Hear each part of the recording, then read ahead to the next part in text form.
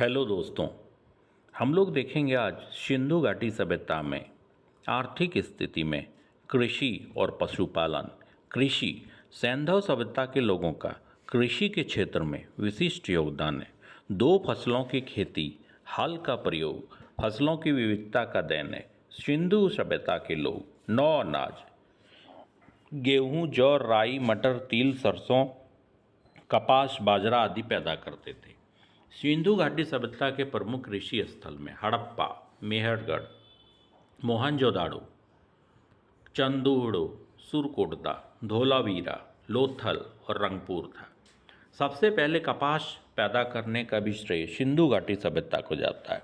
सिंधु घाटी सभ्यता से कोई फावड़ा या फॉल नहीं मिला है। संभवतः ये लोग लकड़ी के हलों का प्रयोग करते थे। कालीबंगा से जुते हुए खेत और बनावली से मिट्टी का हल जैसा खिलौना प्राप्त हुआ है। इस काल के लोग तरबूज, खरबूज, नारियल, अनार, नींबू, केला जैसे फलों से परिचित थे।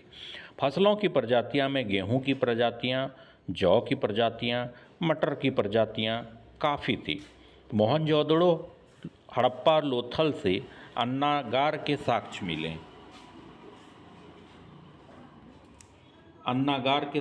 मिले। सामान्यतः नहरों के साथ साक्ष्य एवं उर्वरक के प्रयोग के प्रमाण नहीं मिले, किंतु जल संग्रहण के लिए बांधों के निर्माण का साक्ष्य धोलावीरा से प्राप्त हुआ है।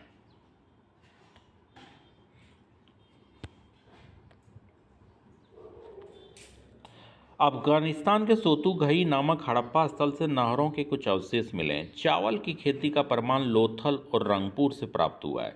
सबसे पहले कपास पैदा करने का श्रेय सिंधु सभ्यता के लोगों को दिया जाता है। इसीलिए यूनानी साहित्य में कपास को सिंडोन अर्थात जिसकी उत्पत्ति सिंध में हुई है नाम दिया गया था। पशुपालन। सिंधु सभ्यता के लोग बहुत सारे पशु पालते थे, जिनमें बैल, गाय, घोड़ा,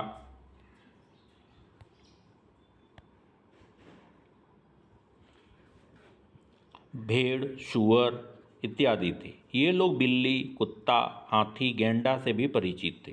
कुबड़ वाला सांड सबसे प्रिय था और घोड़े का अस्तित्व का संकेत मोहनजोदाड़ो, लोथल, रानागुंडई और सुरकोटदा से प्राप्त मिलता है। लोथल और रंगपुर से घोड़े की मूर्तियों के अवशेष मिले। ऊंट की अस्थियां कालीबंगा से प्राप्त हुआ है।